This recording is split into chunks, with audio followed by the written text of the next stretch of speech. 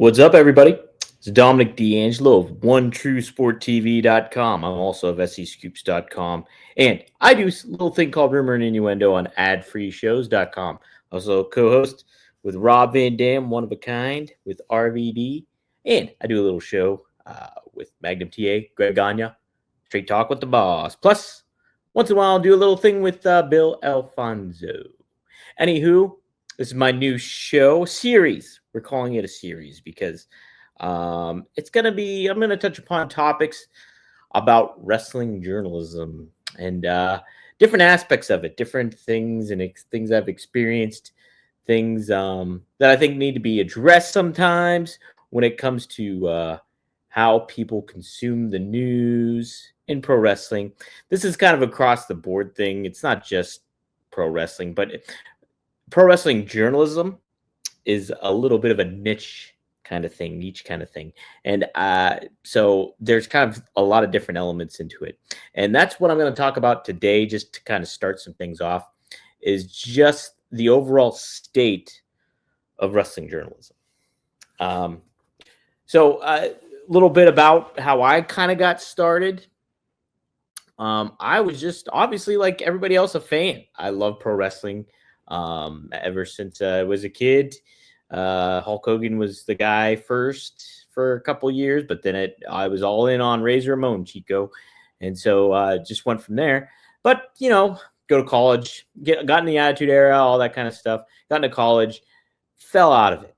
Like for the majority of my time there, I would say I would keep tabs on it, but I would not follow it really much. But I a lot of my friends were still fans and stuff like that too while I was at college. And so once in a while, probably nearing the time I was leaving, we'd start tuning into WrestleMania a little bit more and keeping tabs on. Anywho, whatever. I went to school for journalism. Clarion University, alma mater of Kurt Angle, which you can get a Kurt Angle shirt right now on 1tsport.com. Kurt Angle Clarion shirt. Represent, baby. Hell yeah. I should wear that shirt for episode 1. But anywho, went to school for journalism, wanted to be a sports writer. And so, got my degree in it and never used it. I got out of college, wanted to do acting. The journalism thing was more of a backup, media and all that kind of thing. Really put a lot of my time in my college tenure into acting and theater. Not the best choice to do, really, but did it, had some fun. And then I went to Philadelphia and did work there, did some theater stuff, did some film stuff, nothing special. Anywho, but got into graphic design, so a little bit did a lot of that, and that where I ended up getting like a salaried job.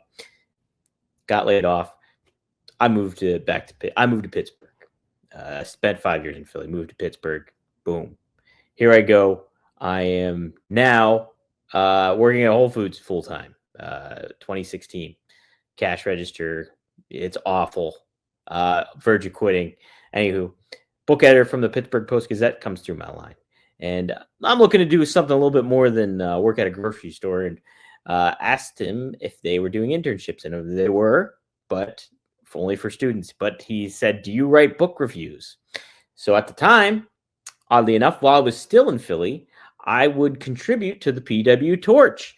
I would write op-eds, feature pieces. Really liked what Wade Keller was doing, Bruce Mitchell, Rich Fan, Rich Fan and I became friends later on, and I think Rich got into it a little bit more later on. He was a guest on the East Coast cast and stuff. But Travis Bryant, Cam Hawkins, who everybody knows quite a bit and who's really flourished in the business right now when it comes to the writing world, from The Ringer to Ariel Helwani's thing, Uncrowned. So he's been doing some good work. Anywho, so I started doing book reviews for the Pittsburgh Post-Gazette. The book editor said, "Wow, you're a really good writer." And I was like, I didn't even know. I, never really did anything. And, but so it was a very big inspiration. So I started doing my own blog stuff, Pittsburgh related. I ended up being like, well, I should probably get paid if I'm doing this kind of thing, because I wasn't getting paid. I was just doing it for the fun and hopefully to get some traction. started working at WrestleZone. Got a gig at WrestleZone. Nick Houseman, everybody remembers him. He hired me, got me my start, and it was off to the races. Then I got some opportunities. Bill Pritchard, who still is the editor there, I remember him being like, "Hey, will you go to Las Vegas to cover AEW, this new company that's coming out for their ticket announcement party at Double or Nothing 2019?" Yes. Boom. Off the races. Here I am. So ever since I've been doing the journalism thing, it's been really rewarding. It's been pretty crazy. I'll touch upon getting into that, how to get into it on another episode. But this is where I'm going with it, all this. So the fact there is, I'm not bragging by any sorts of the imagination when it comes to this, but like, if you look at the pro wrestling landscape, everybody criticizes a lot of people. Like if you go on social media, there's criticism all over. And when it comes to what's right, how people handle themselves, certain aspects of it all. Dave Meltzer, somebody that gets a lot of flack, depending on how he reports things and everything like that. Eric Bischoff takes exception to how he handles things. There's a lot of people that take exception to how he handles things. Meltzer, I never followed when I was a kid or when I was in college. Like I said, I did PW Torch, and I really liked the way Wade handled himself. And kind of like this professionalism to it, and really gave some integrity and stuff like that. And that's not to say that Meltzer isn't like that and does his due diligence at some points. There is some questions as to how overall recently things are, but I can't say really either way when it comes to Meltzer. I do. He's very lengthy in his how he writes his newsletters, very speed of thought. But I've heard from people in the business, legends in the business, of how much they appreciate Meltzer and the work he's done. So take that for what you will. Eric Bischoff feels a certain way. Bruce Pritchard feels a certain way. A lot of talent feels a certain way. He's a very polarizing figure. Very polarizing figure. I do have to give credit to Meltzer. If it was not for him, I would have never made the connection with Terry Funk and formed a friendship with him and interviewed him with him and spoke with him over the phone for a couple of years after that until we sadly lost connection and he passed away. So I have to give Meltzer credit for that, and always will appreciate that. Where am I going with this? Anyways, so people get a lot of criticism. And I'm not bragging by any sorts. There's not a lot of people in the pro wrestling journalism world that actually have a journalism degree. And I'm not saying you necessarily need that. You don't need that to be a writer or a journalist. But I will say this: you need to have a foundation of how to handle yourself and what is wrong and what is right in the way professionalism goes around. And so when a lot of people see how some journalists online handle themselves, it's very fanboyish, for lack of a better phrase. I've said this before, but since this is the series I'm talking about, I've seen when I go to the media scrums or when I go out and do the hustle of pro wrestling stuff, I see plenty of journalists, reporters, name how you want them to. So a lot of people should be labeled content creators, and some people go by that. But they are dressed in wrestling t-shirts. They just act like fans. It's not the way to handle yourself. I always know if you were in a press box with, and you're covering, I'll just say the Pittsburgh Steelers, since I'm in Pittsburgh, you're not wearing a Steelers jersey. If you were caught wearing a Steelers jersey, you were caught wearing a hat, shirt, whatever, you would not be welcome back in the press box. This is like people dress up or don't wear anything to that effect. But I see that all the time in here. And then, I also see people, clapping in the press box. And I get it. It's pro wrestling. It's a different medium and things like that. So there's the drama that kind of goes with it and things like that. But it just does not. I don't know. It does not hit the right note a lot of the times. It's not to say that people, I'm not enjoying what I'm watching or anything to that effect. But it's like, hey, separate yourself from it a little bit. It's cool to see people clapping and cheering. Cheering is a weird thing, I think, a lot. It's just you're just, what's going on here? What's going on here? But so that's in person, things like that. But when it comes to online, it's a whole nother element of how people handle themselves. Social media is a fickle beast. And so you will get stuff in different ways things are reported. So, like, yeah, you can go to some sites. Some sites are not reputable. Ringside News. What else is there? It's Sportskeeda can be really bad, and very clickbaity. Those are like the two notorious ones, I think. I'm sure there's other ones. And if you guys have some ones that are really bad that you don't like, but drop them down in the comments. See what you say. And yeah, but there's some disreputable ones. And then there's other ones that do handle themselves in the right manner and stuff like that. So, but the thing with wrestling journalism in comparison to something like covering sports, hey, there's people that are on the beat that are doing, covering beat writers in Pittsburgh and, or wherever you may be, whatever city it is. But, I'm a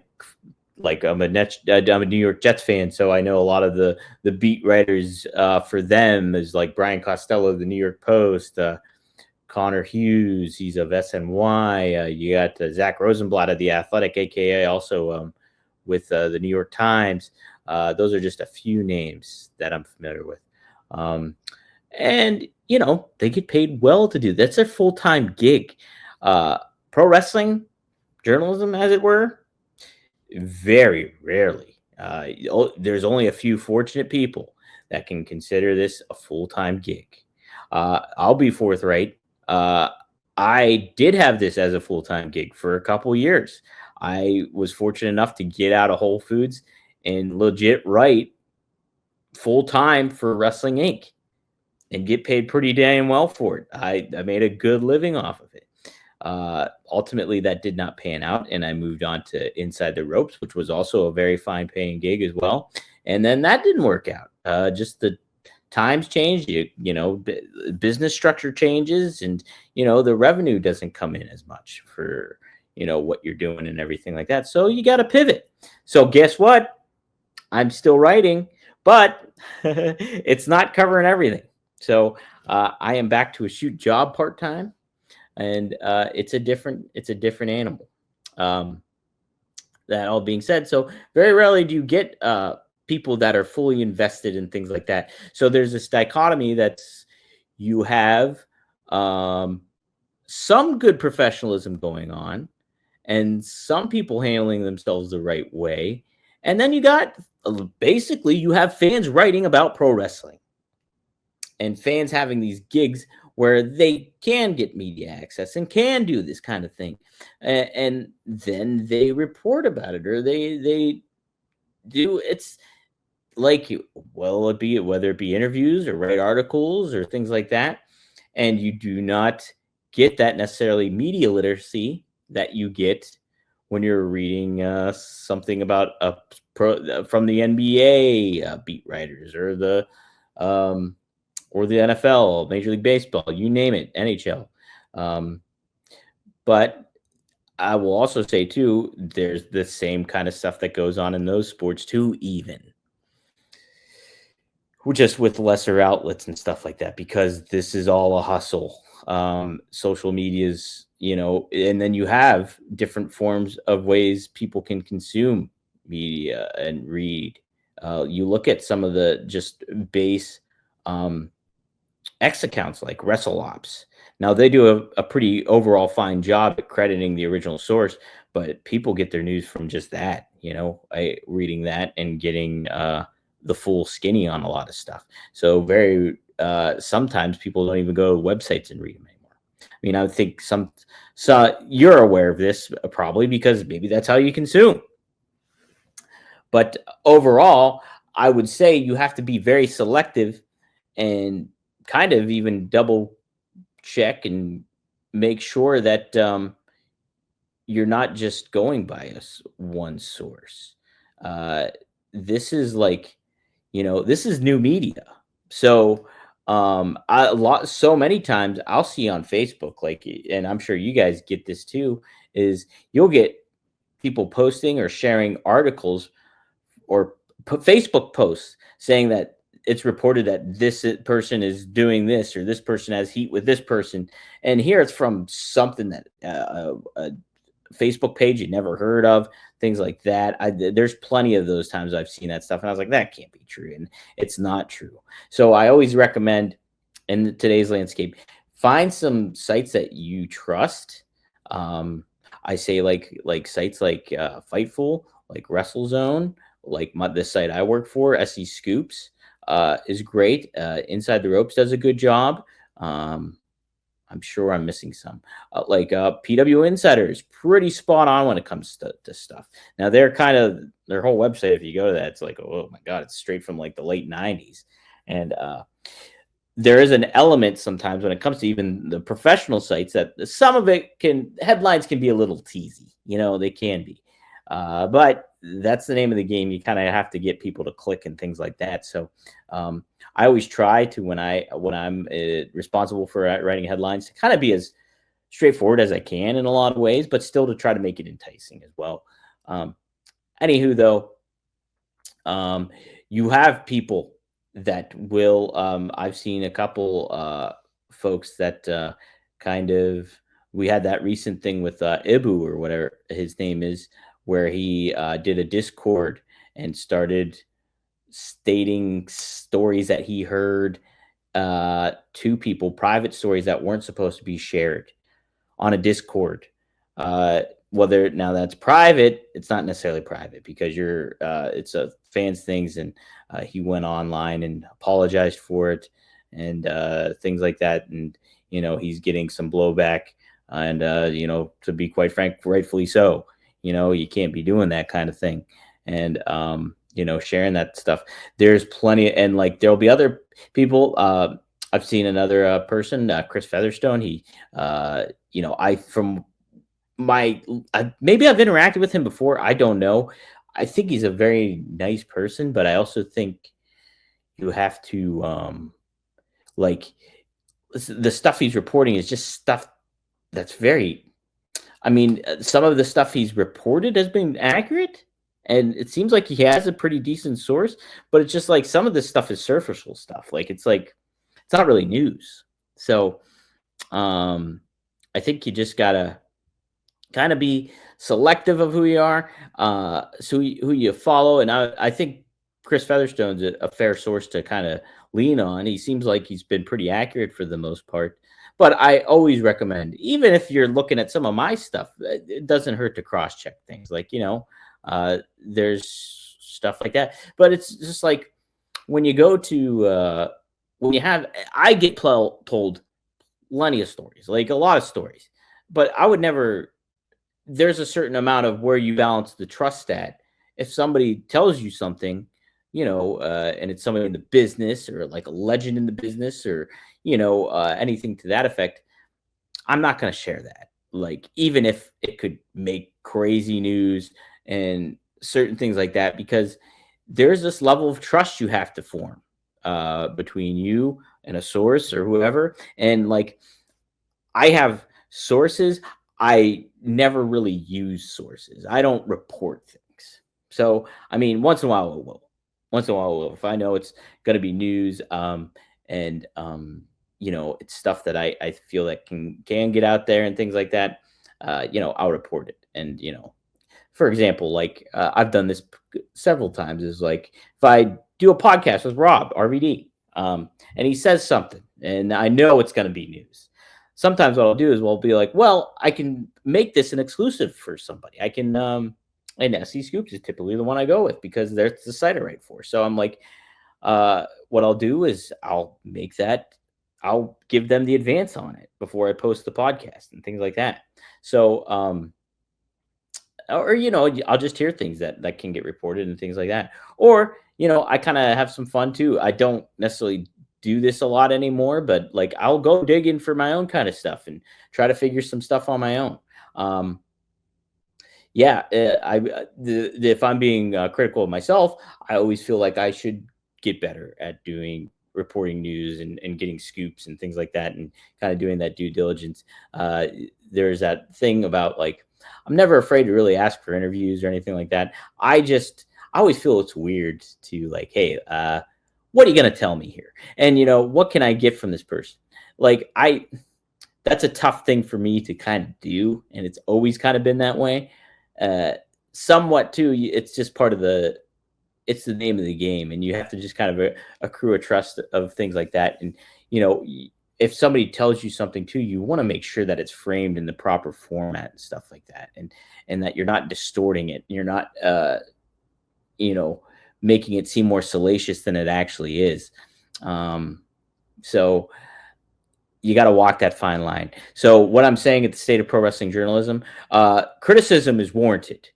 So with a lot of things in this, because like I said, what you're getting from a lot of sites or a lot of people that you might read online is like fanboy focused, or like not necessarily the top-notch kind of thing you're getting from.